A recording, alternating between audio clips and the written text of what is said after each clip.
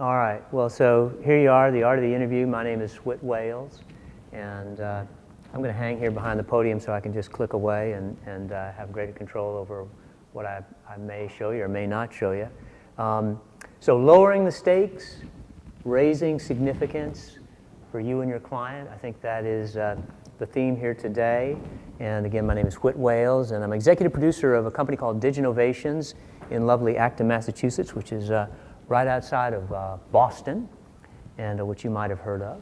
And we're a comprehensive boutique, a CB, so that we do a lot of different things. We do a lot of corporate, we do a lot of academic for both higher ed and secondary school, and we'll look at some of that here today.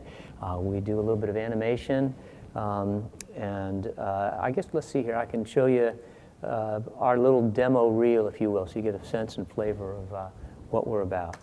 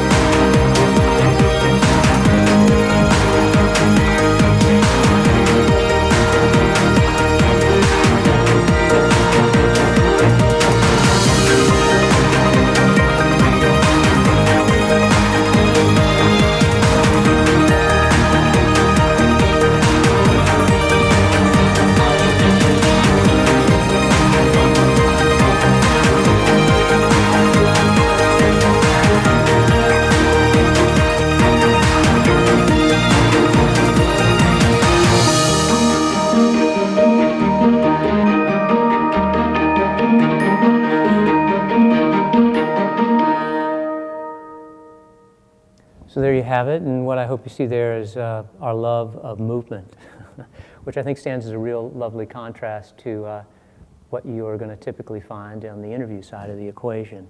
And we do try and contrast that.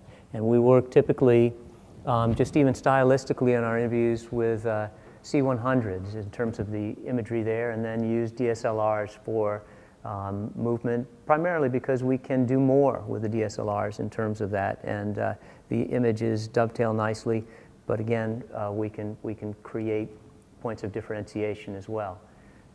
So, of that which we will speak, the interview process, and sort of before, during, and after, and then maybe and sort of the during, I guess, it has as much to do with welcome guys, content, and composition. That's all right. Let the door shut. Let it ring.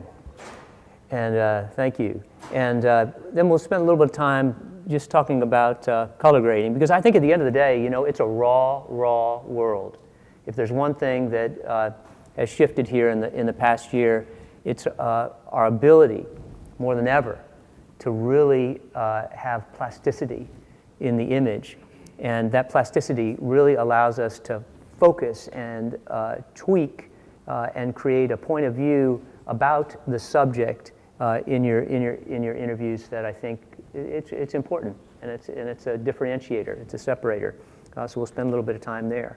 So the process, and really, you know, when in talking about all this, I'm saying to myself, well, what is it that is really unique here about what I'm saying? A lot of what I'm going to say here today is really fundamental, and it applies. It is just central to the art of storytelling. It's central to the work that I imagine you all are doing about in your own professions. So, if nothing else, let this be a reinforcer. But I also believe there's some tidbits that may be helpful, some points of clarification that will bring you new insight into what you're doing. So, you know, it's the basic question. First and foremost, you're about to set forth with an interview, you're about to work with a client. Who is your audience? Who is patient or customer 0? How specific can you be? If we're working, and again, we'll look at an admissions piece here shortly, exactly, I want to know from the director of admissions before I begin the first set of interviews, who is that student that you wish to come to campus that you are not yielding in your current cycle right now. So let's then have that be the North Star around which our constellation will circle.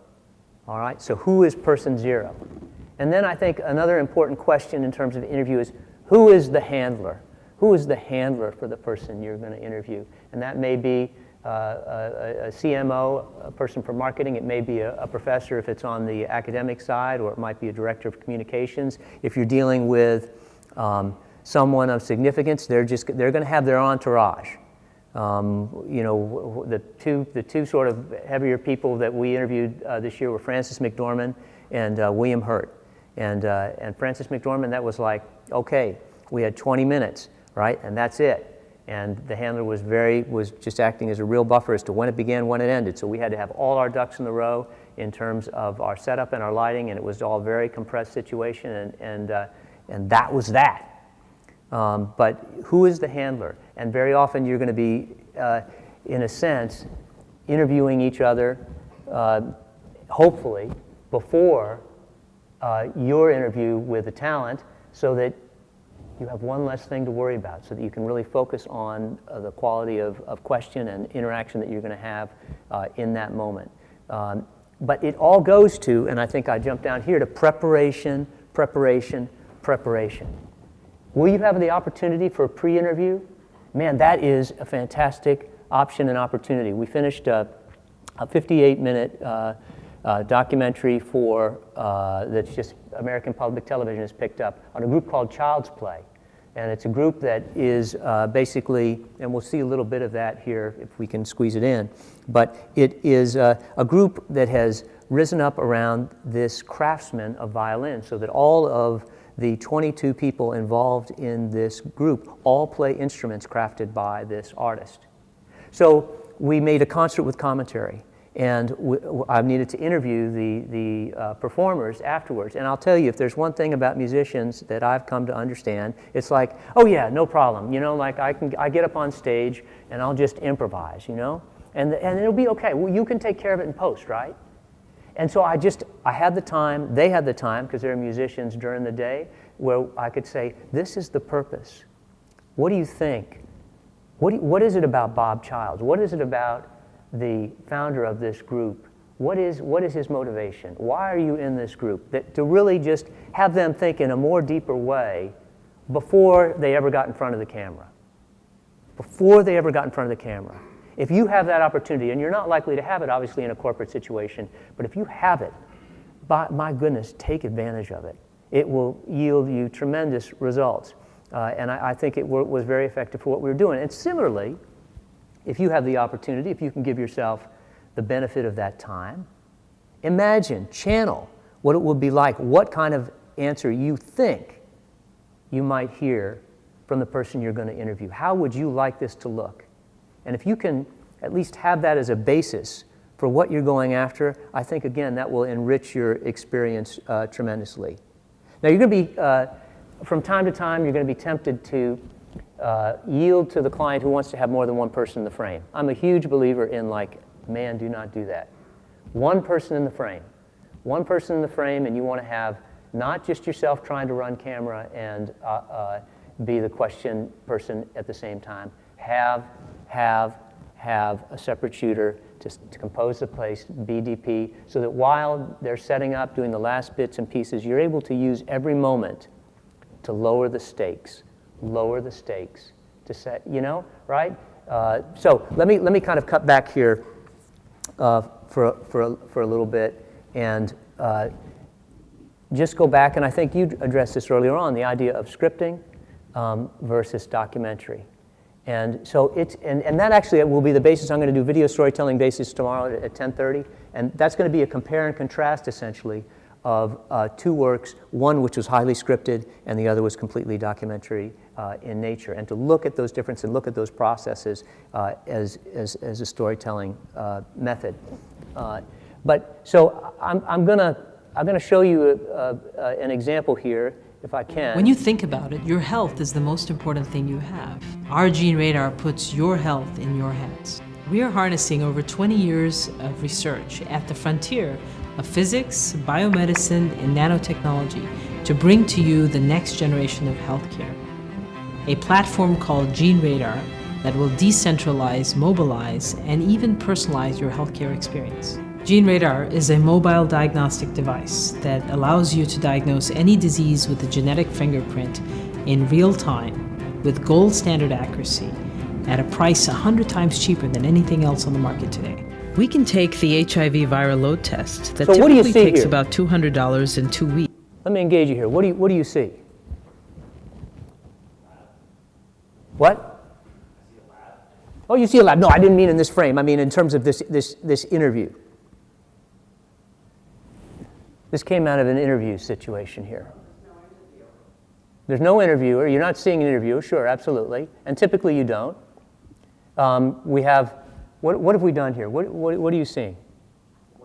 White background. Okay, so again, we want it to be very clean, reflecting the whole sort of medical science side of the equation. We used a green screen because we had to. I don't recommend it. I think if you want to use a white background, I'd recommend getting a white pop drop background so that you can really pop out that white.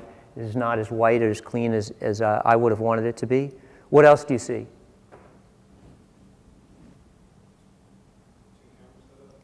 It is a 2-camera setup, all right? So we're able to have a wider shot and then cut into a tighter shot, okay? And what does that buy me?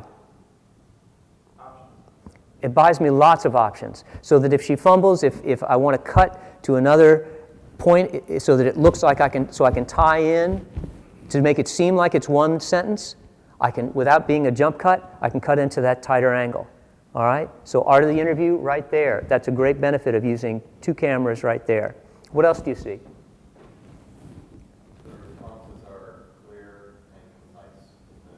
The interviewee doesn't ramble on. Exactly, and that's it. We're pitching. This is a startup company, and it's a great company, and so it is absolutely tight and concise. The other thing is, this was an extraordinarily bright woman, but she was extraordinarily vain. This took a long while to capture this woman. And what you notice here, or maybe subliminally or not, is there is a lightening of the skin and skin softening. And I'm telling you, this client was not happy with the footage. And then she saw a different look, and she was a pussycat. I mean, she was just completely pacified, like this was the greatest thing she'd ever seen. So do not underestimate the power of vanity. Do not take lightly the nature of one's self-consciousness, right? I mean, you know, isn't that the truth? And so a little filter, FCPX effects, boom, $8, I think it was, took care of me and took care of the client. And just, again, even the skin lightening. I looked too dark. She was bitching all day long about how dark the makeup artist had made her skin look.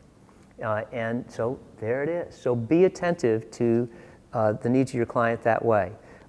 So lowering the stakes. You know, I mean, we all can walk on a 2x4 when it's on the ground, right? We raise it up a foot. Hey, maybe that's fun and games. We raise it up 6 feet, and what happens, right? No way, I'm not doing that. That's crazy.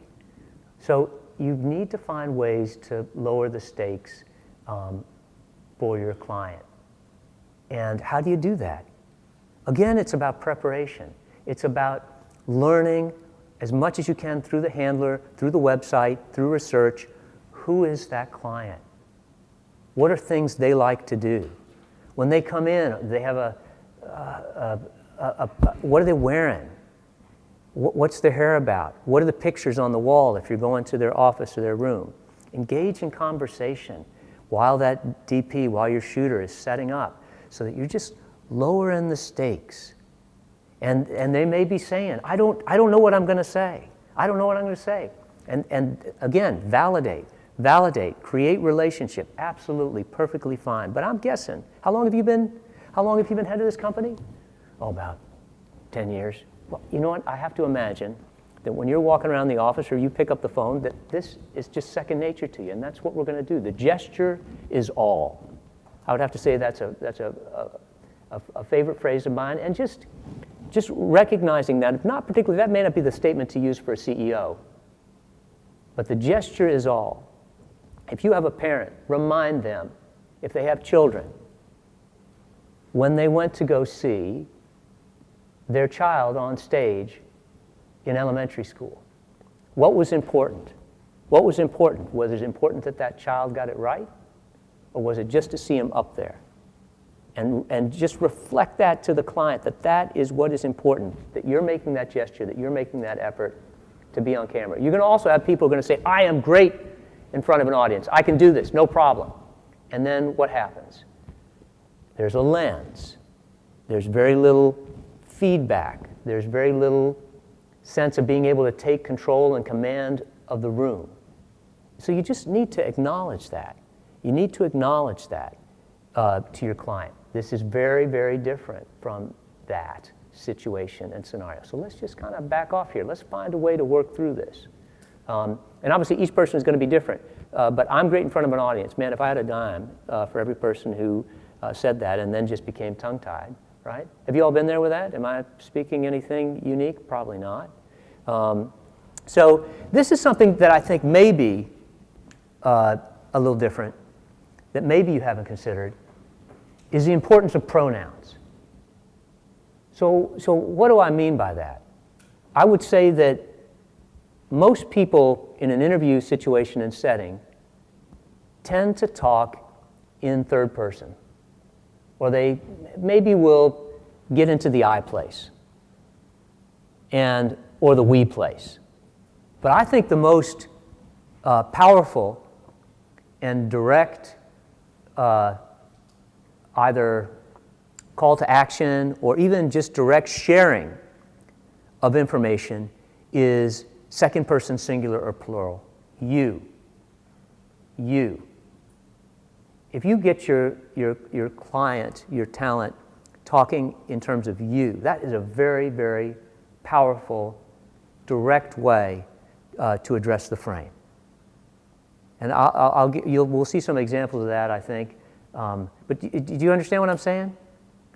And that goes to this phrase that I think is a very powerful, seminal way to unlock and summarize, have your client summarize something in a more meaningful way, and that is, what I want, you say to them, all right, I want you to finish this phrase and use this phrase as a launching point for what you're going to say next. And that phrase is, what I want you to know is. And that phrase is a very, very powerful turnkey. It's a very, very powerful turnkey because it asks the client to really boil down what is essential about what it is they want to say, and also to boil it down and direct it in a way that is directly to the screen, directly to the viewer. What I want you to know is. So to me, if those two things are, I hope, maybe my gifts to you today, things that you might not have thought about. Second person singular, you, and what I want you to know is. All right? And the way that we work at DigiNovations, typically, whether we're scripting or whether we're working in a more documentary fashion, is with what I'll call a threaded narrative. And by that I mean, essentially, you're threading together different characters. You're threading together different individuals so as to create a single thread, a through line, a symphony of voices, if you will, that are all pointed towards a single goal idea. They may have different perspectives. They may be saying it in a slightly different way. They may be advancing the story, but everyone is working together. So, and this is another thing to point out to your client, too, to point out to the individual who you're talking with. You're not carrying this alone. The first video here that we saw with Dr. Goel, she was carrying it alone because she wouldn't trust anyone else to carry it. All right? So that was a burden. That's why 2 cameras, mission critical. That's why we had to do all that we had to do. But let's look here at another video. And this video here, you'll see some differences, I think, in style and contrast. And we'll talk about those in a minute. I don't know whether we'll get through all of it, but it will be very different here. I think it's all really just about being passionate about things and about making time for things. And sometimes you don't always feel like at the end of the day that you have time for basketball practice and then go into the studio and do your paintings. But in the end, you really want to be in there. You want to be working. You want to be involved in something bigger than yourself. And I love to paint. I'm an artist. Fulfilling, transformative, and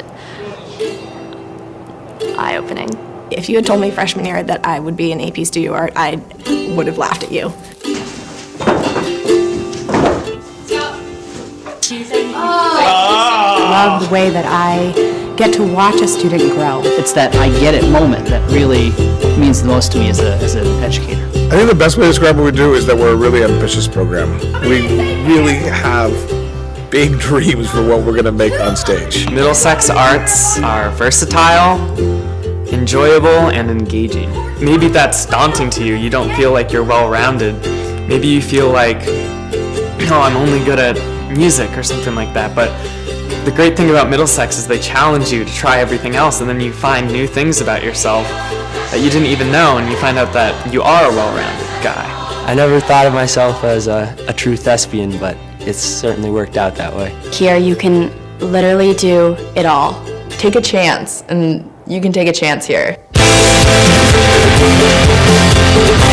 So what do you see here? What do you see here? Well, you see some Steadicam. Thank you very much. Yep, absolutely. What else do you see? Just a great lead-in. Yep. Okay. Sure. What do you see visually?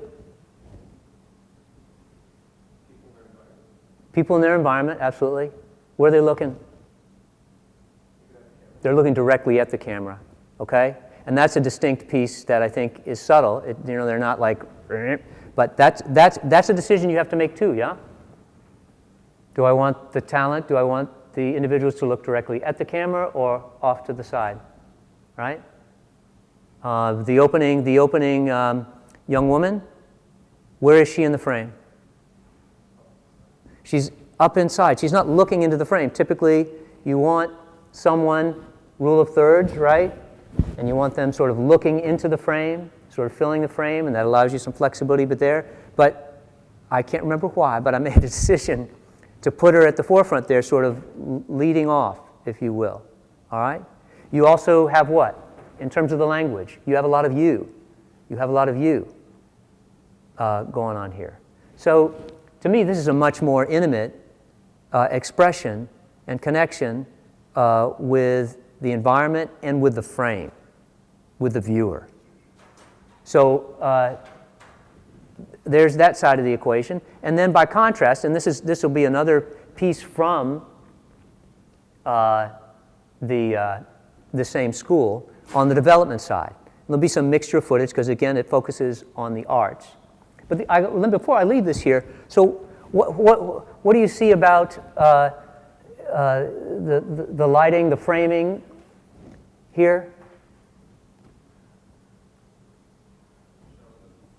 Shallow depth of field, so we're shooting C100 here, okay? And primarily, it's a 1.5 crop factor on that lens, so that we're using a 50 millimeter lens. Most of the time in these shots here was consistent with that, so that it's about an 85 millimeter piece and a shallow depth of field. So again, what I'm after and what I think you're going to be after for the most part is highlighting the subject and giving a flavor of what that background is metaphorically and literally.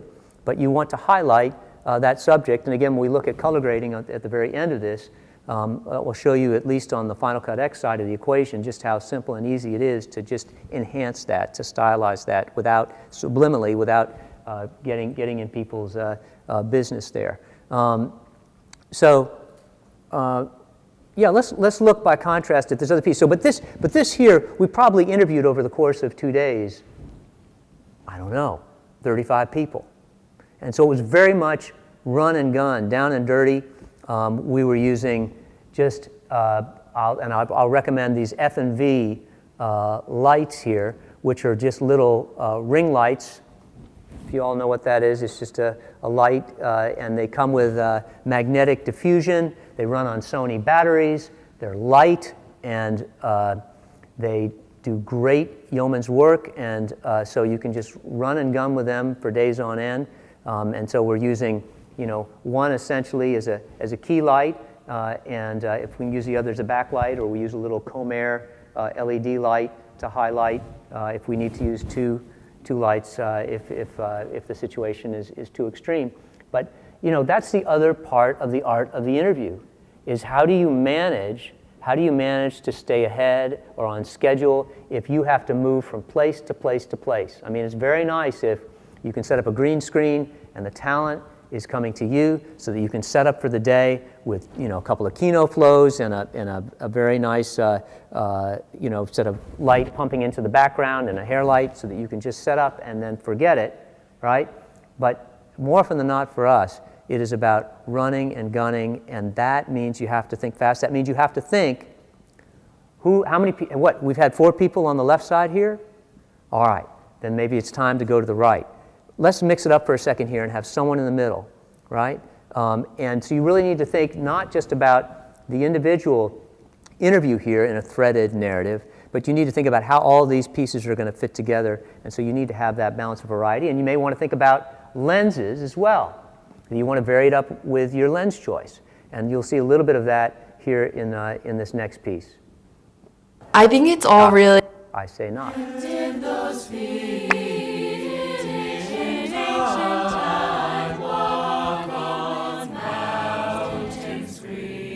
There's a marvelous way in which the facilities and comfort of Middlesex School become lodged in a person's psyche. Everything contributes to a student's experience at a school. It's physical space. We would like our arts buildings to make a statement that the arts play a critical role in our students' growth and development.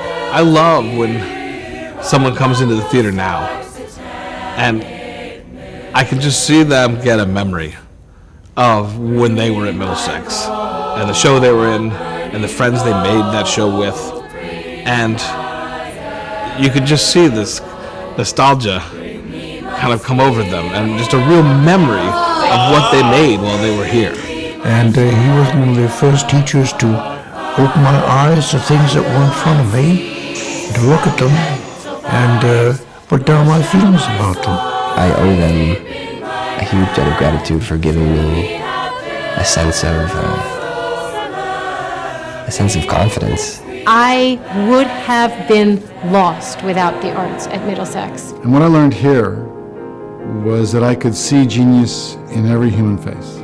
All of a sudden, I started to be able to see how to assemble things, and I felt like here I began to put all those pieces together. The sense that people are really looking out for you and really rooting for you too is something you definitely know from day one. I didn't actually really know it, I felt it.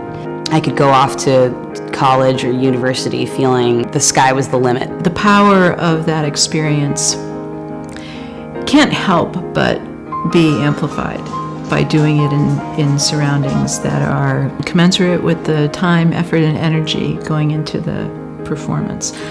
The arts is... I'm going to run here to the last bit of it.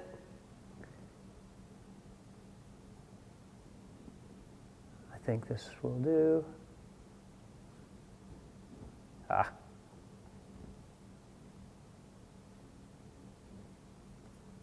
Part of yourself that doesn't come out in that traditional classroom. And it changed my life.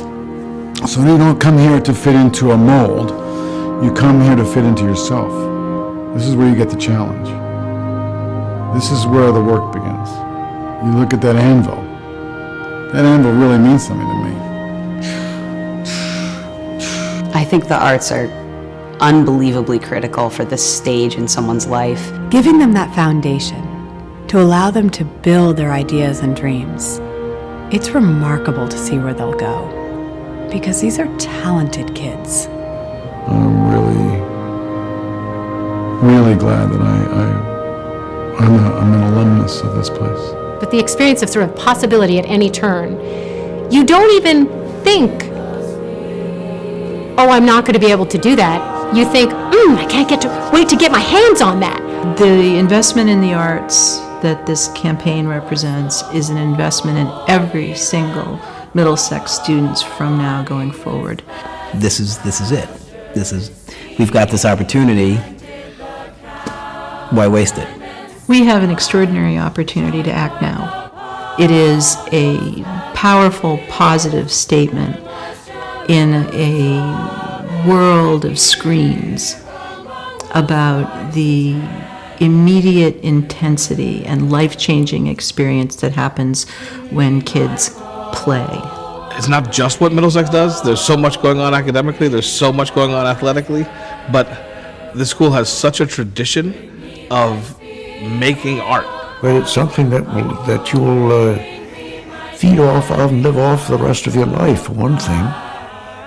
There's nothing more important than art that I can think of, and what it means. And the deeper you can delve into it, the better. And it just meant everything to me. So are you ready to give? What did you see here?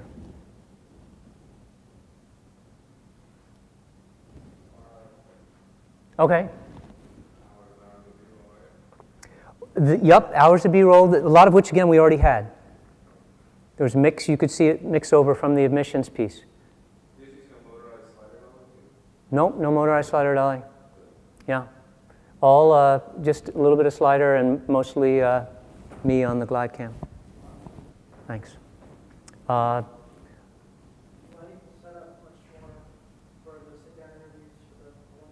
Yes, much more formal. Much more formal. The lighting was much more intentional in that regard, as were the settings. Yeah, good.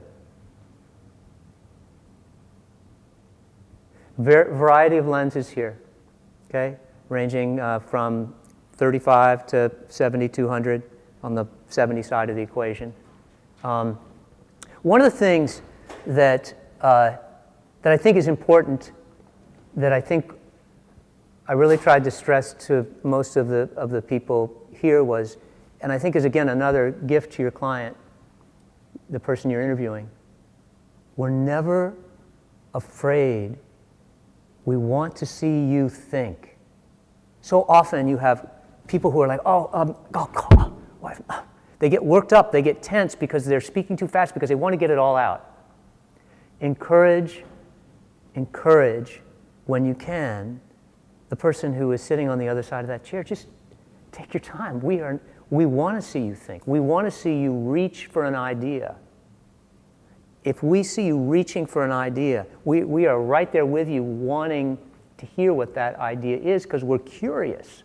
We're naturally curious. What are you going to say? If you don't know what you're going to say, if the person that you're interviewing doesn't know what they're going to say in that moment, that I think is something that is genuinely exciting and will draw in your viewer. I think there were a couple of moments in that in action. What else did you see here? There's something, maybe I'm framing it incorrectly. What did you hear? Yes, and that's the big school song. So that's where we kicked it off, right? So the immediate emotional pull. So that idea of preparation.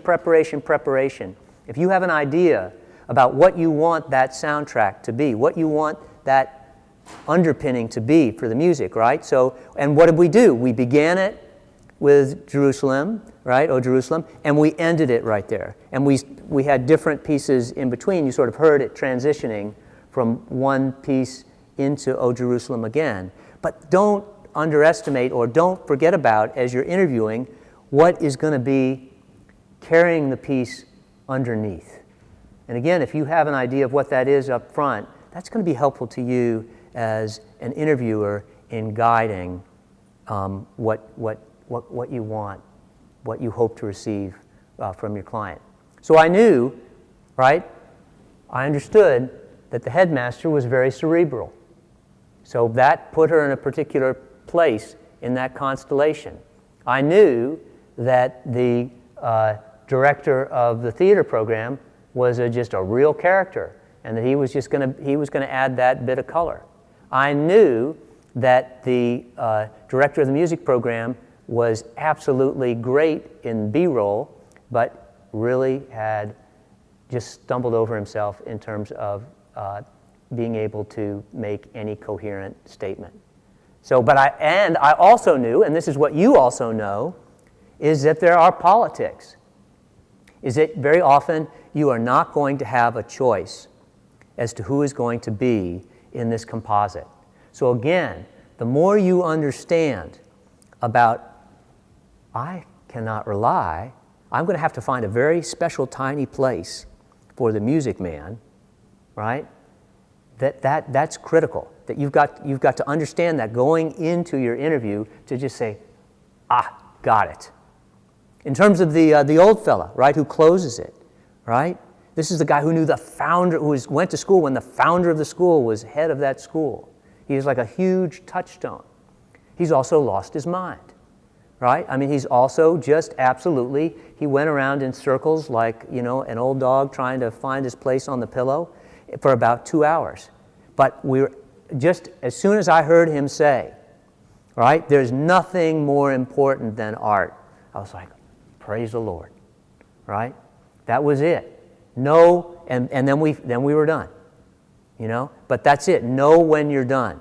Know when you're done. Know when you have your nugget. You've got to have an inner wheel spinning inside you while you're listening, while you're engaging with your client, to know what is gold.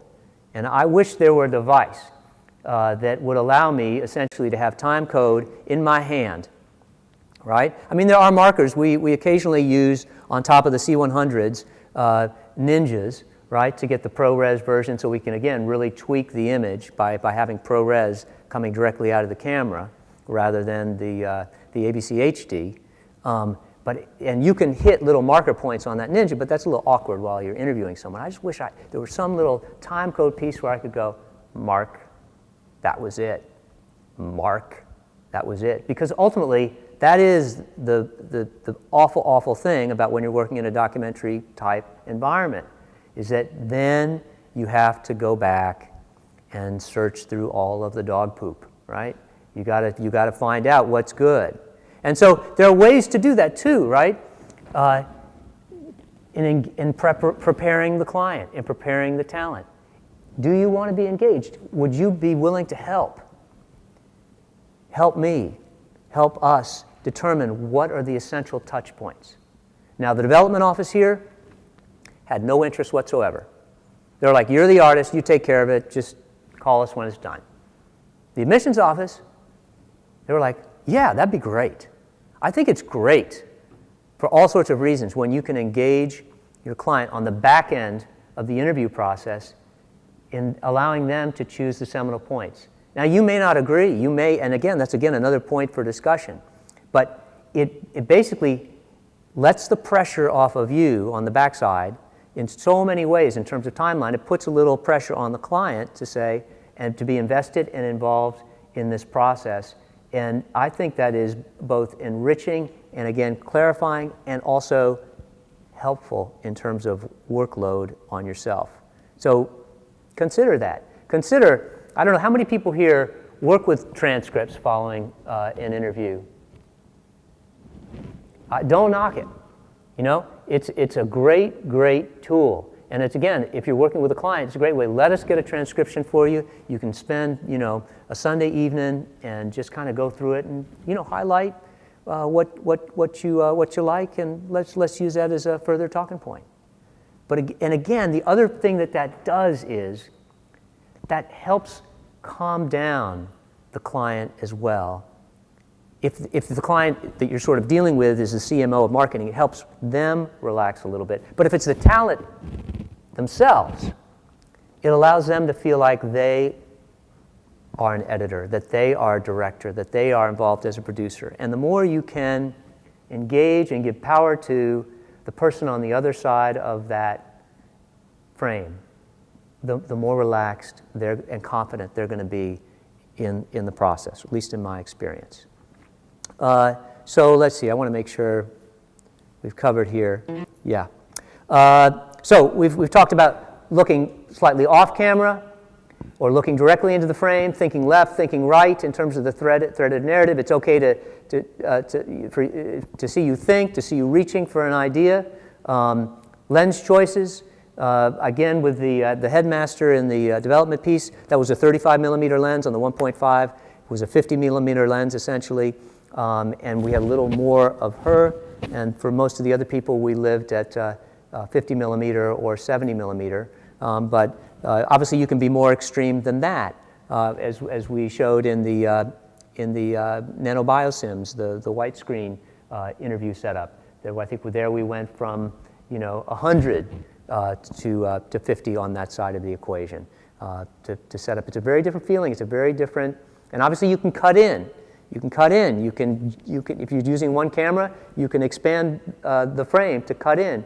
But if you have the opportunity for two cameras, by all means, take it. We've talked about lighting big kit versus little kit, lowering the stakes, using every moment to listen and lower the stakes. So,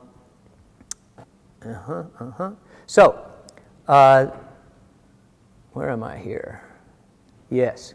So, the threaded narrative we've talked about, B-roll.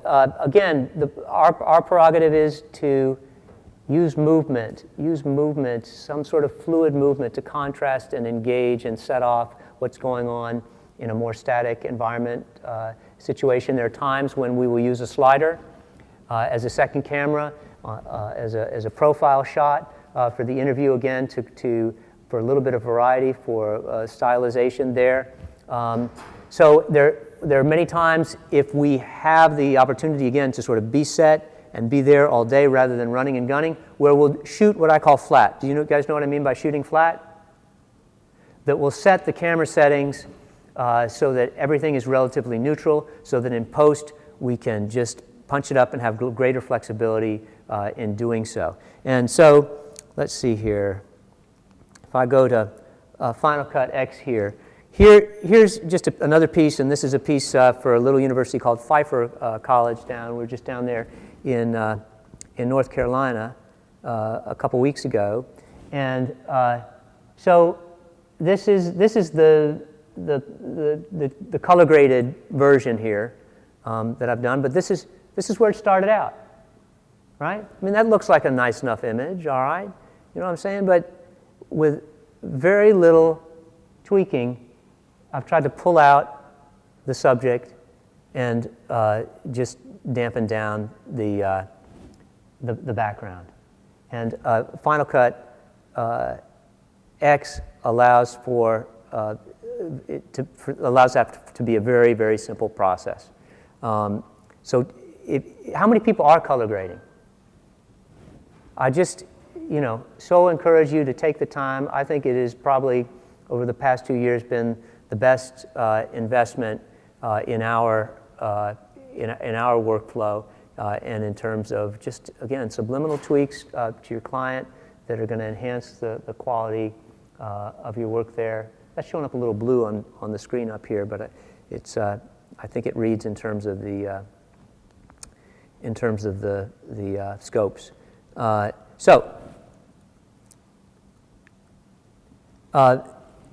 Music. Think about music. We've talked about let the clients choose the bits.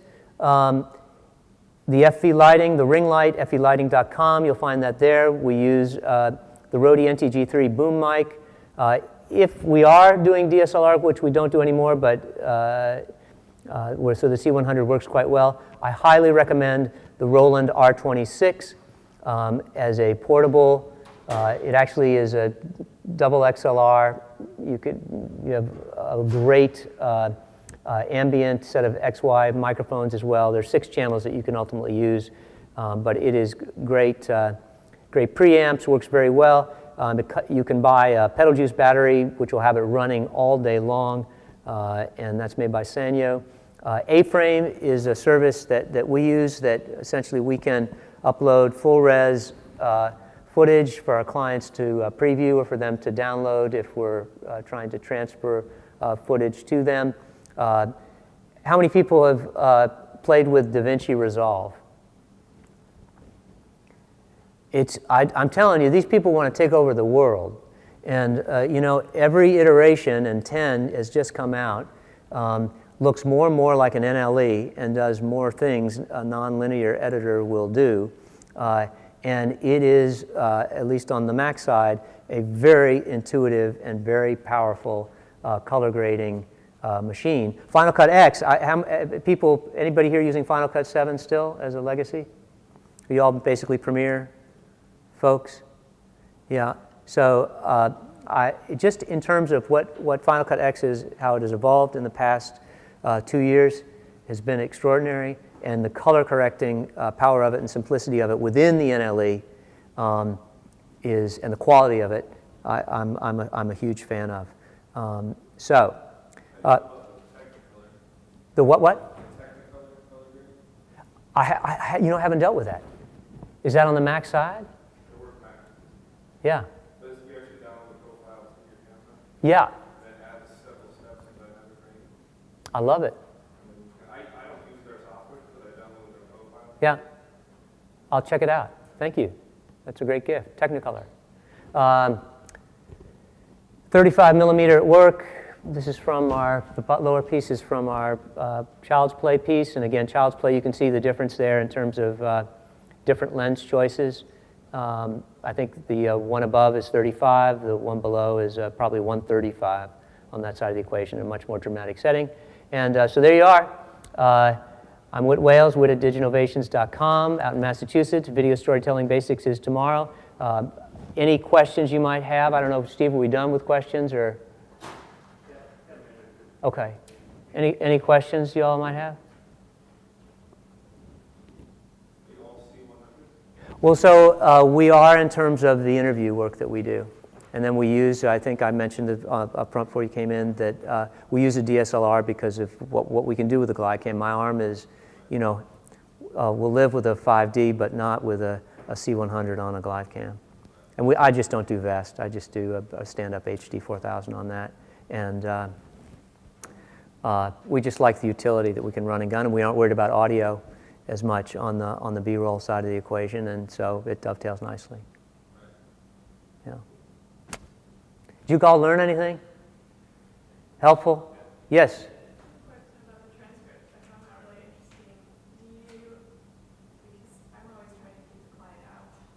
Yeah.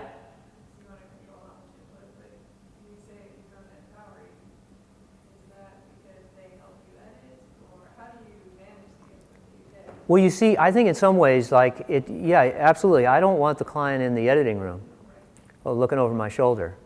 But part of it is it slows the process down.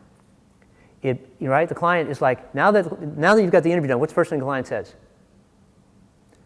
Yeah, when's this going to be done? Right? And so if you say, but if they agree to say, yeah, I would love to see the transcript and have some input on what they're going to say, guess what? That means that they don't have to worry. They actually have to work. They actually have to look at it. And it kind of grounds them in that. And they might not get to it right away, which kind of, again, in terms of your workflow and what you're doing, might be helpful. Right? And then you have a deeper conversation. Because so much of the time, I think client is like, you're creative, I'm not, you're going to get it done, and I want to worry about it. I don't want to do anything else, but I want to worry about it. And this is about working together rather than you worrying that the client's worried and the client's worried that they haven't seen anything.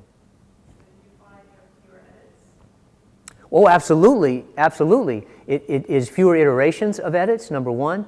And number two, if they're providing me with the sentences and the things that they like, that's saved me a huge amount of time. I mean, try it. Try it on a smaller project. And see, or a client that you have good feelings about, that you trust, you've worked with before. Why don't we try this, and see how it works out? But I think if the client is interested, or if you can encourage that interest, I think that's a good thing. Yeah. Well, thank you guys so much for being here. Onward.